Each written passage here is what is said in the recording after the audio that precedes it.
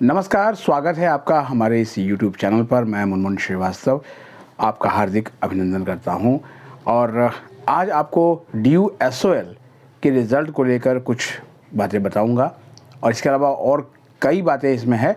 और एक आपसे वीडियो शुरू करने से पहले निवेदन है कि आप वीडियो को पूरा देखिए।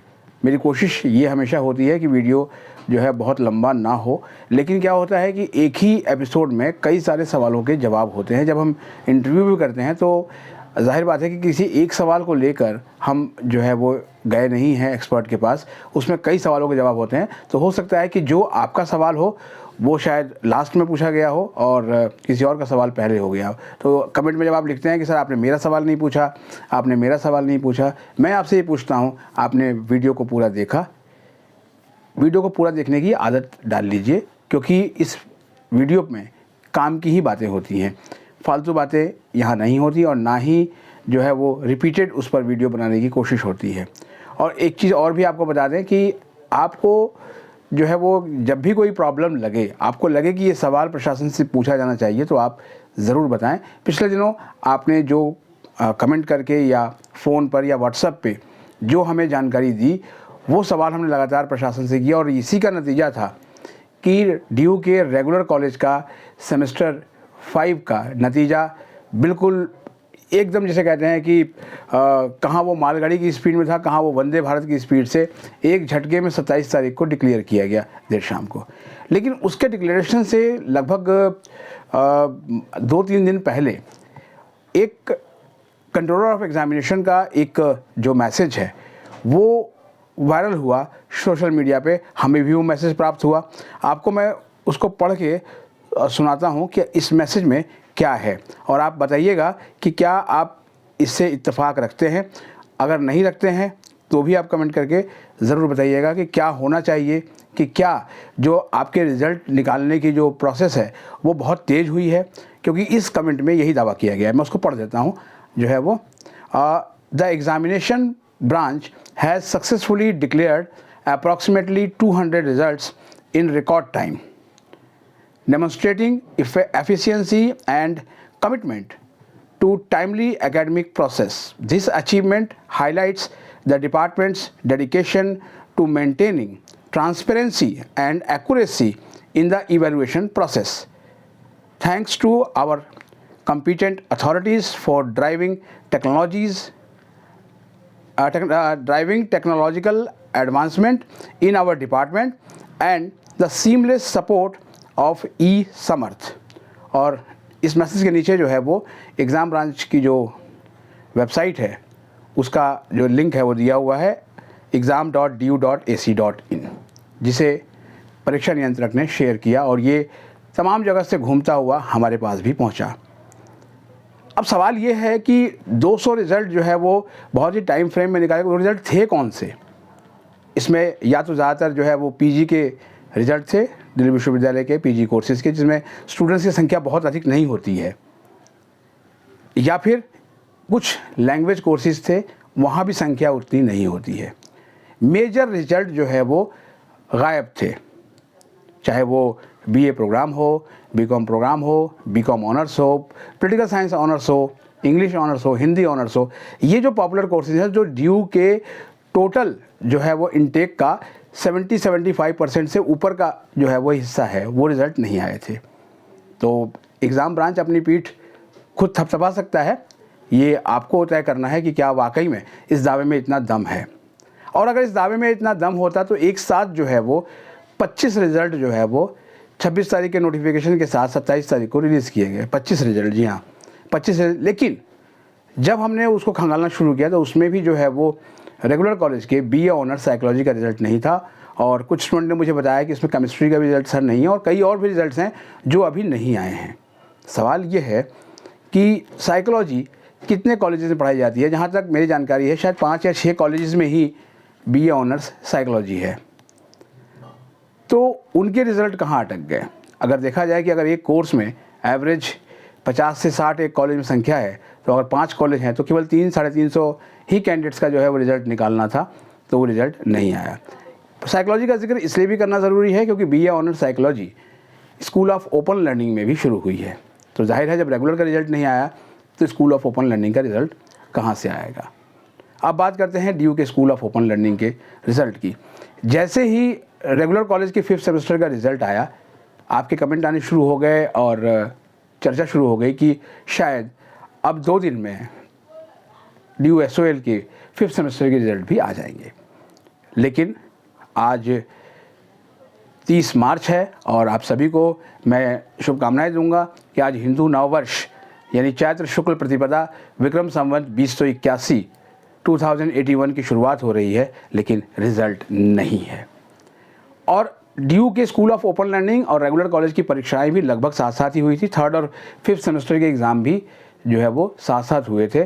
तो जितना वक्त रेगुलर कॉलेज के स्टूडेंट को हुआ उतना ही जो है SOL के स्टूडेंट को हुआ। तो आखिर उनके साथ ये नाइंसाफ़ी क्यों? SOL के जो रिज़ल्ट है उसको कहाँ सांप सूंघ गया है जो अभी तक नहीं आया।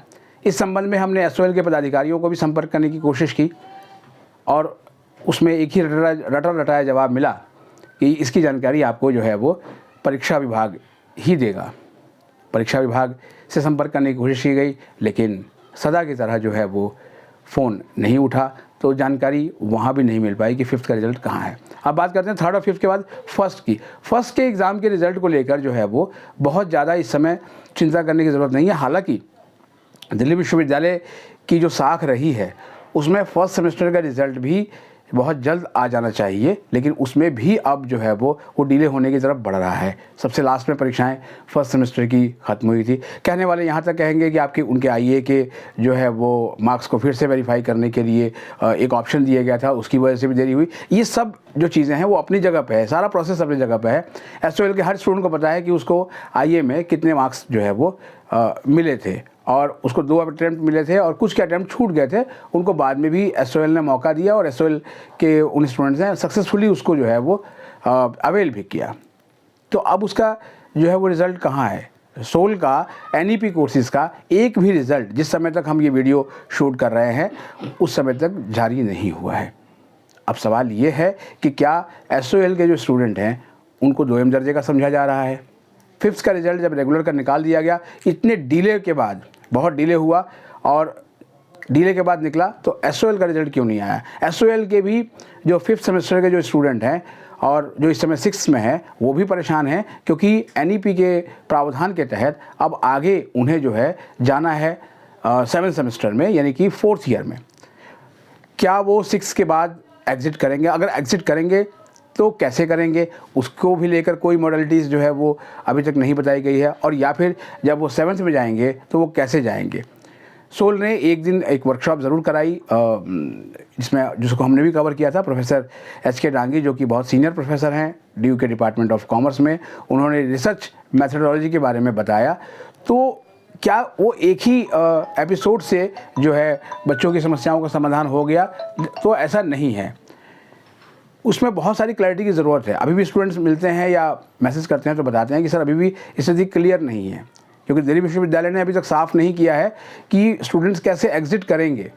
एग्ज़िट करने के लिए क्या कोई फॉर्म आएगा या क्या मॉडलिटीज़ होंगी, जो अब तक तय हो जानी चाहिए थी। लेकिन सवाल है रिज़ल्ट का। रिज़ल्ट को लेकर कई लोग ये भी कहेंगे, मुझे 2 पेरेंट्स से मेरी कल मुलाकात हुई दिल्ली विश्वविद्यालय में ही। एक ने कहा कि सर आप रिज़ल्ट को लेकर इतना जो है वो आवाज़ बुलंद कर रहे हैं क्यों? दूसरे ने कहा कि बिल्कुल बच्चों ने परीक्षा दी है तो रिज़ल्ट समय पे आना चाहिए। बिल्कुल, मैं दोनों पेरेंट्स की बात से इत्तेफाक रखता हूँ। रिज़ल्ट को लेकर इतना इसीलिए है क्योंकि अगर जो चीज़ सहज रूप में हो जाती तो शायद उसके लिए इतनी जो है वो बातें नहीं होती। आप बच्चों के मन से पूछिए, क्या उनको जो है आप मेंटली स्ट्रेस देना चाह रहे हैं कि आप परीक्षा दो और रिज़ल्ट की चिंता भूल जाओ? और या फिर जो है आप ये मान के बैठे हैं कि जब भी हो आएगा रिज़ल्ट, थोड़ा इंतज़ार का मज़ा लीजिए? तो ऐसी अप्रोच दिल्ली विश्वविद्यालय की नहीं रही है। इस अप्रोच से जो है वो विश्वविद्यालय की जो छवि है वो धूमिल हो रही है। कहाँ तो एकेडमिक कैलेंडर समय पर लाने के लिए कोरोना को गए हुए अब काफ़ी समय हो गया, अभी तक एकेडमिक कैलेंडर नहीं आया। कभी आप उसके लिए CUET को दोषी देते हैं, कभी आप कुछ, लेकिन सवाल यही है कि आपकी अपनी कार्यप्रणाली जो है उसमें ही जो है वो कछुआ चाल है। इसको ठीक करने की ज़रूरत है। सिर्फ एक एग्ज़ाम ब्रांच के बाहर QR कोड लगा के स्कैन करके अपनी समस्याएं भेजने से नहीं होगा। सीधा ऐसे लोग होने चाहिए उसको डील करें। डील करने से याद आया कि SOL के भी कुछ जो ऑफिसर्स हैं उनको DU के एग्ज़ाम ब्रांच में बिठाया गया था प्रावधान के तहत, जिससे कि SOL के जो स्टूडेंट्स हैं उनकी समस्याएं भी बहुत ही द्रुत गति से जो है वो सॉल्व हो। लेकिन समस्याएं तो अभी फ़िलहाल जो है वो सॉल्व होती हुई दिख भी नहीं रही हैं। अब तो समझ में भी नहीं आता है कि आखिर वो जो ऑफिसर्स हैं वो कहाँ बैठते हैं और अब उनकी भूमिका क्या रह गई है। इस पर भी स्थिति साफ़ होनी चाहिए। इसके अलावा 10 नंबर के ग्रेस मार्क्स की बात भी जो है वो तत्कालीन dean examination professor DS Rawat और उनके बाद officer on special duty OSD controller of examination professor Ajay Arora ने कही थी। उसको लेकर भी जो है स्थिति साफ नहीं है कि वो 10 नंबर के जो ग्रेस मार्क्स हैं वो किनको मिलेंगे और कब मिलेंगे। उनके सारे चांसेस जब एग्जॉस्ट हो जाएंगे तो कहा गया था कि जो है उनको 10 मार्क्स मिलेंगे। अगर कोई स्टूडेंट जो है वो सारे चांस होने के बाद भी उसका अगर जो है वो कोर्स पूरा नहीं हो पाया तो विश्वविद्यालय ऐसा करेगा। इसको लेकर अखबारों में खूब सुर्खियां बनी उस समय, और बाद में जो है वो इस पर कुछ पता नहीं चला कि आगे क्या होगा। अभी तो स्पेशल चांस के जो रिज़ल्ट ही बहुत नहीं आए हैं। सेंटेनरी चांस के जिनके रिज़ल्ट आ चुके हैं, बहुतों के रिज़ल्ट अभी भी नहीं आए हैं उनका कहना है, और उनको कब डिग्री मिलेगी उसको लेकर भी फ़िलहाल जो है वो विश्वविद्यालय का परीक्षा विभाग खामोश है। अब देखना है कि आने वाले दिनों में जो ये हफ्ता शुरू हो रहा है ईद और उसके बाद, इसमें हमें DU SOL कितने रिजल्ट देखने को मिलते हैं और रेगुलर के भी, क्योंकि रेगुलर में भी अभी 3rd सेमेस्टर पूरा बचा हुआ है जिसका एक भी नतीजा अभी तक घोषित नहीं हुआ। इसके अलावा कई और बहुत से रिजल्ट हैं। तो सवाल यही है कि विश्वविद्यालय का परीक्षा विभाग या तो टीले पर चढ़कर ऊंचा बनने की कोशिश कर रहा है और या फिर कहीं ना कहीं जो है वो विद्यार्थियों को भ्रम में रखने की स्थिति है। फिलहाल चाहे जो भी हो, इस पर स्थिति साफ होनी चाहिए और रिजल्ट आने चाहिए। अगर हमारे चैनल पर नए हैं, चैनल को सब्सक्राइब कर लें और इसे अपने दोस्तों के बीच शेयर करें। मिलते हैं एक और एपिसोड के साथ, तब तक के लिए नमस्कार।